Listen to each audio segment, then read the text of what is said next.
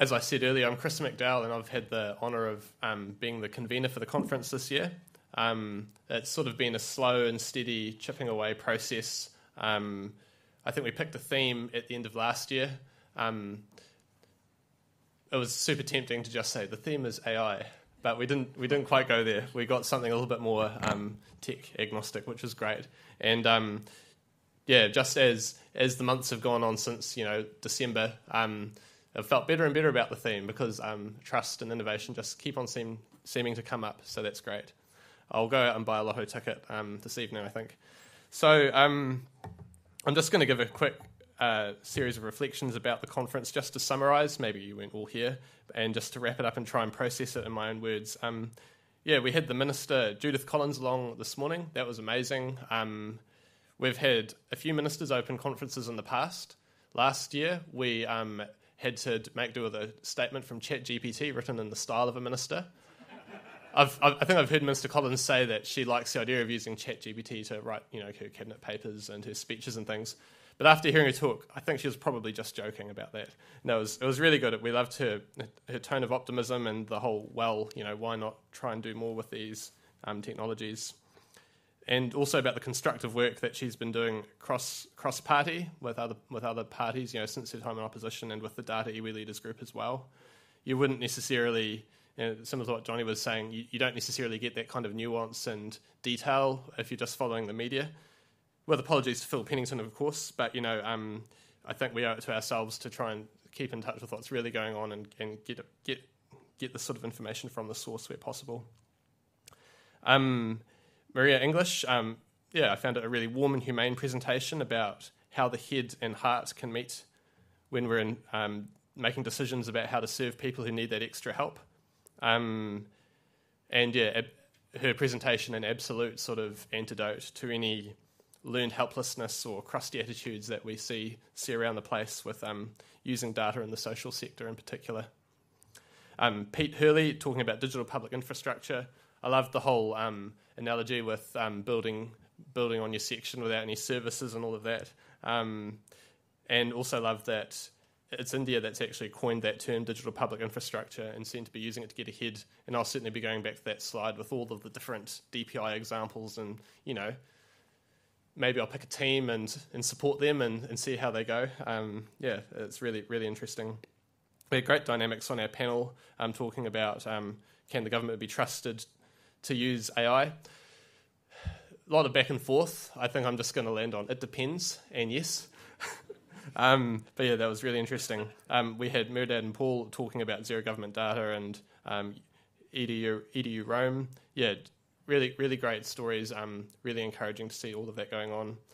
And with that thing about students camping out in the car park outside the library to get the internet, I'm pretty sure I've done something like that once as a student.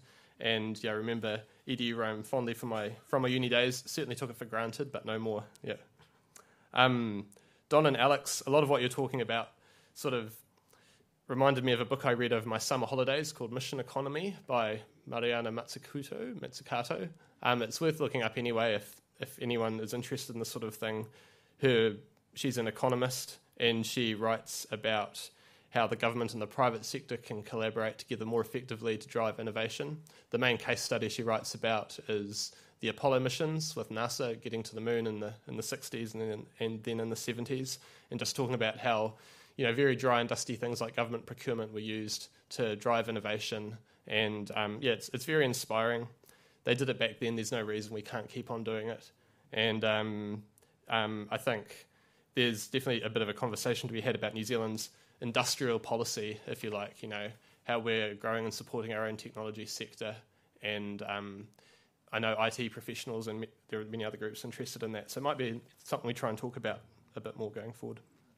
And thanks as well to Don and Alex for calling us out as a public service a little bit and holding up a mirror to some of the things which work against being innovative. That's really, really valuable. Then later in that afternoon, we had a great series of quick talks from Shelley, from Callum, from Heath, from Roger, and from James and Andrew as well.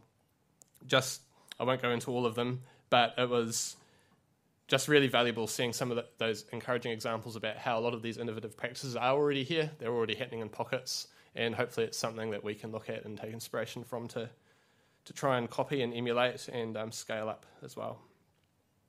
And then finally, of course, this afternoon we've had Catherine talking about regulation or governance for AI. It's definitely an expanding area. It's a tricky topic, but I think you gave a really good overview and helped me sort of contextualize a lot of things.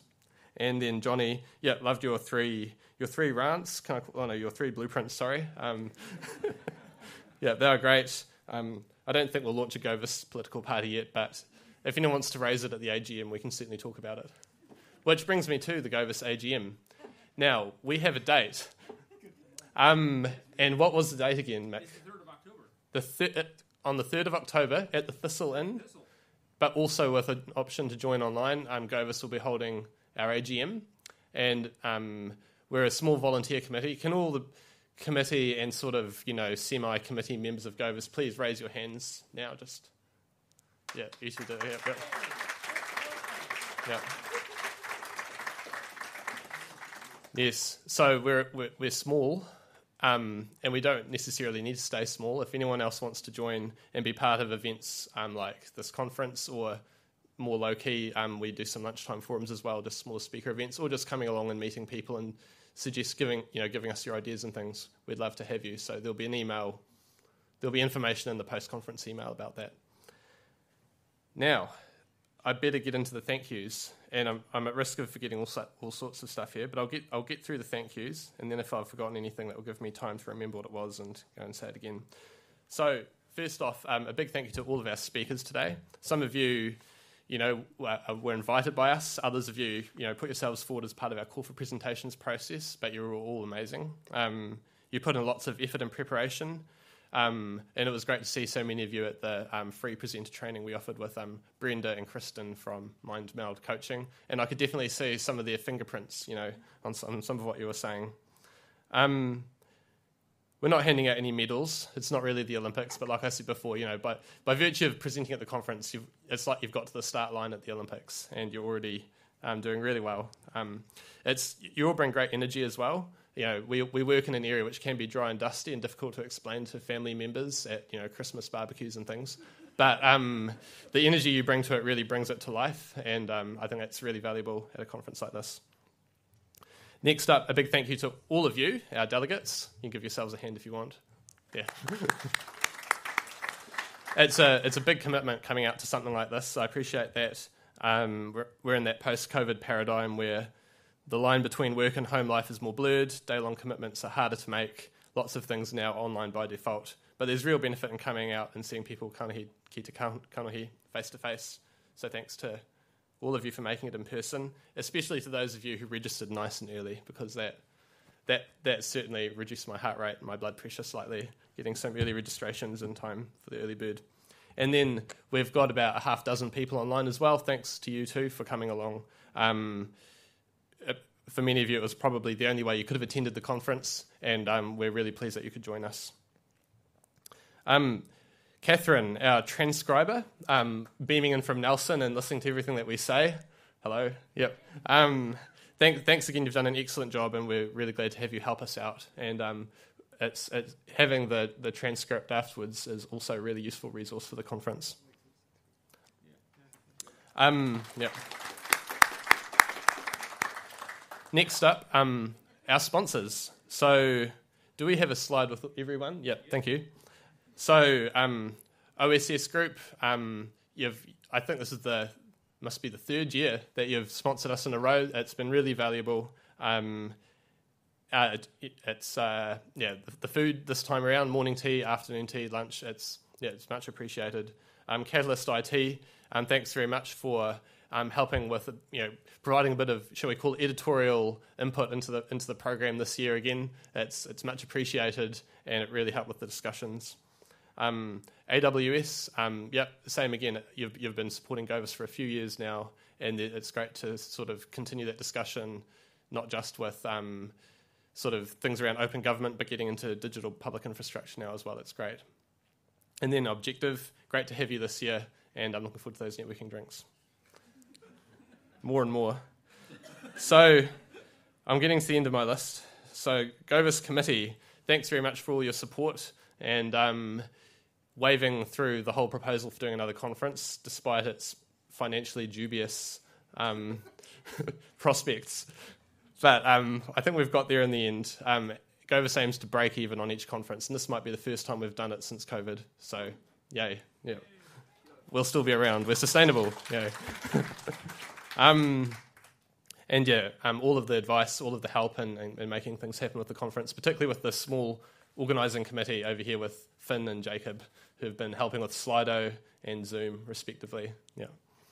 And then finally, our amazing conference organisers. Are Hayley or Jess within earshot? They might not be. They're the ones who stand behind the registration table and gave you your lanyards today. Give them a smile on your way up. They've been amazing. They've helped us run GOVIS conferences since time immemorial. And we love working with 12 conferences. And this, they've helped us find this new venue. And thanks to the National Library as well for hosting us. And Simply Food for the catering. And we'll give them a clap, and I think I'm done. Yeah.